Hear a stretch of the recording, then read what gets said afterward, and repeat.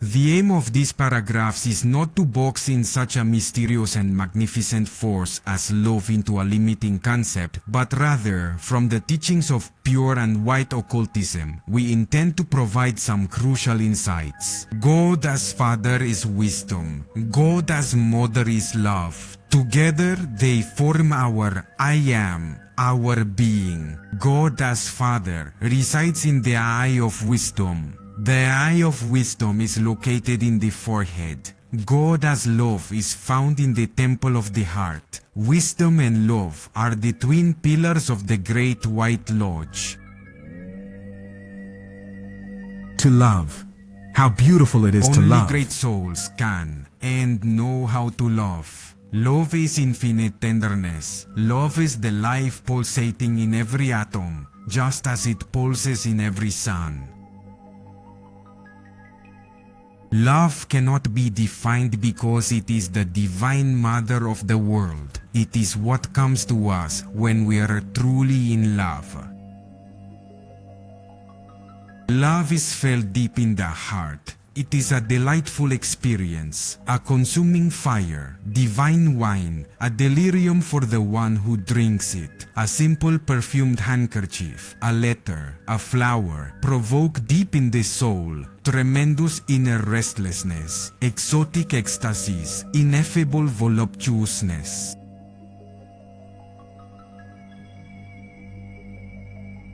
No one has ever been able to define love. It must be experienced. It must be felt. Only those truly in love really know what that which is called love is. The perfect marriage is the union of two beings who truly know how to love. For there to be true love, it's necessary for the man and woman to adore each other in all 7 great cosmic planes. For love to exist, there needs to be a true communion of souls in the 3 spheres of thought, feeling, and will. When two beings resonate together in their thoughts, feelings, and wills, then the perfect marriage is realized in the 7 planes of cosmic consciousness. Some people are married on the physical and etheric planes, but not on the astral. Others are married on the physical, etheric, and astral planes, but not on the mental plane. Each thinks in their own way. The woman has one religion, and the man has another. They don't agree on their thoughts, etc., etc., etc.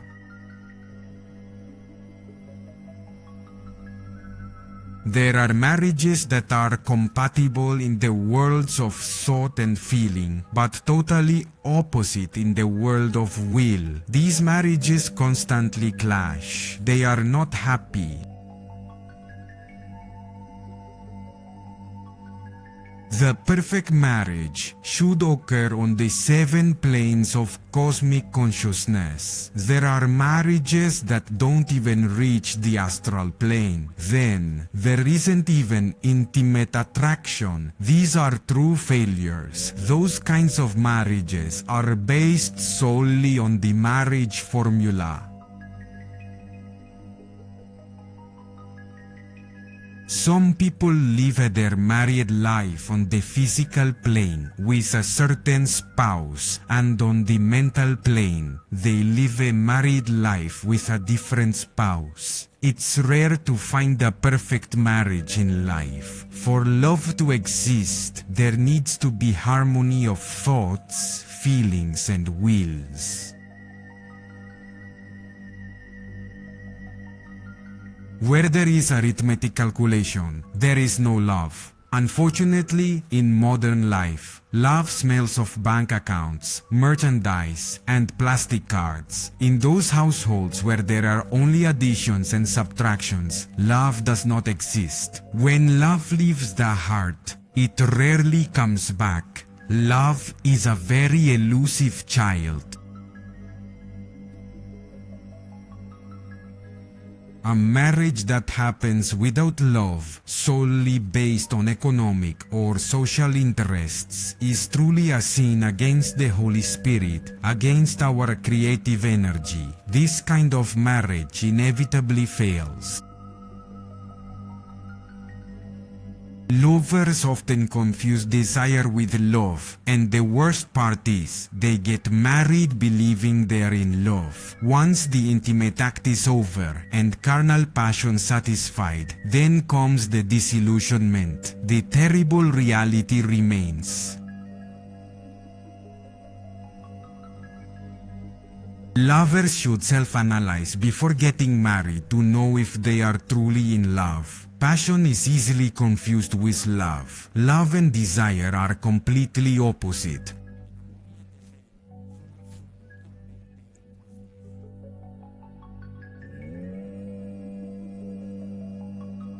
The one who is truly in love is capable of giving the very last drop of life for the adored one. Examine yourself before marrying. Do you feel capable of giving the very last drop of life for the one you adore? Would you be able to give your life so that the beloved could live, reflect and meditate? Is there true harmony of thoughts, feelings, and wills with the one you adore? Remember that if this complete harmony doesn't exist, then your marriage, instead of being heaven, will be a real hell. Don't be led by desire. Kill not just desire, but even the shadow of the tempting tree of desire. Sin tontus, sin pas pamutosat, papersesisetina. Love begins with a delightful spark of sympathy, deepens with endless tenderness, and culminates in supreme adoration. A perfect marriage is the union of two beings who absolutely adore each other. In love, there are no plans or bank accounts. If you're making plans and calculations, then you're not in love. Think before taking the big step.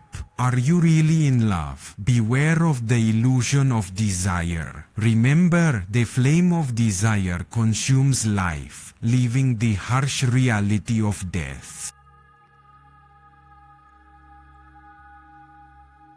Look into the eyes of the one you adore. Lose yourself in the joy of their gaze. But if you want happiness, don't be led by desire. Don't confuse a man or woman in love.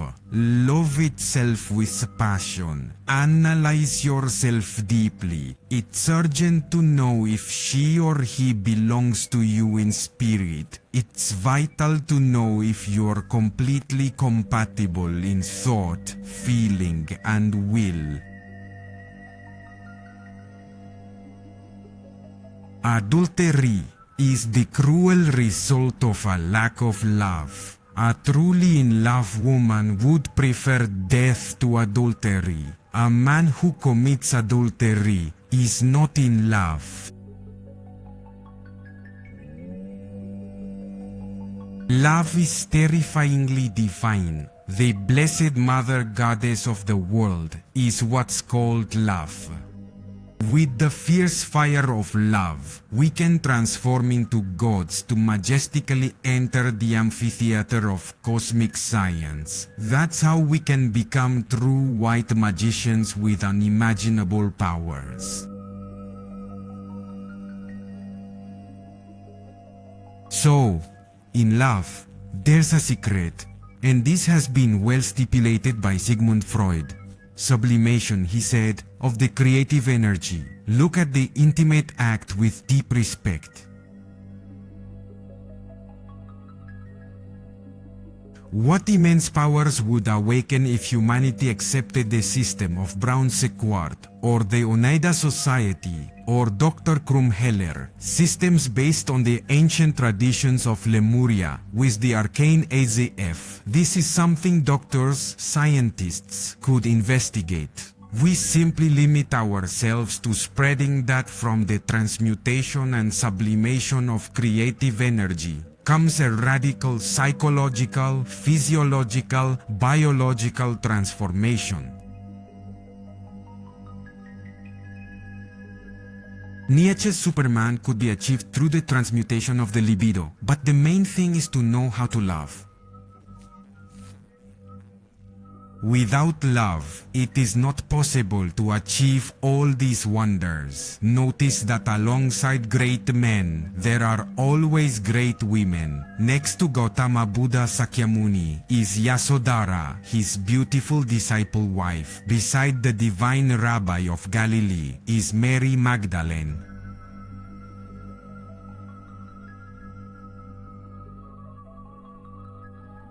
Obviously, it wouldn't be possible for great men to accomplish colossal tasks like those that have changed the course of history if they weren't accompanied by some great woman.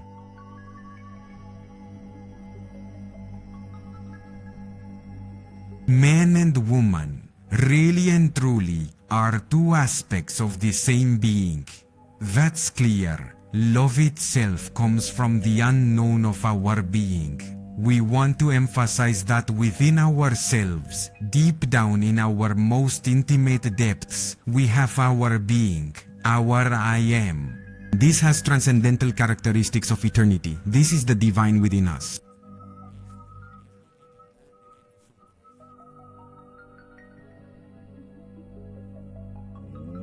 Love is the force that emanates precisely from that divine prototype existing deep in our consciousness. It is a special type of energy capable of performing real wonders, real magic. Valentine and the Valentinians had their Amazonian school. It was a Gnostic school where the mysteries of the arcane AZF were studied and carefully analyzed. Valentine and the Valentinians really knew the Lemurian secret, sublimated the creative energy, and achieved the development of certain psychic possibilities that lie dormant in the race. We have been told that Valentine was a great enlightened one, a great master in the fullest sense of the word. Love itself is something divine. Look at this one. The Kalahamsa swan is the symbol of love. It flies over the waters of the lake of life. A pair of swans on some lake. How beautiful it is. When one of the pair dies, the other succumbs to sadness. And that's because love feeds on love. But one must know how to love. Unfortunately, human beings do not know how to love.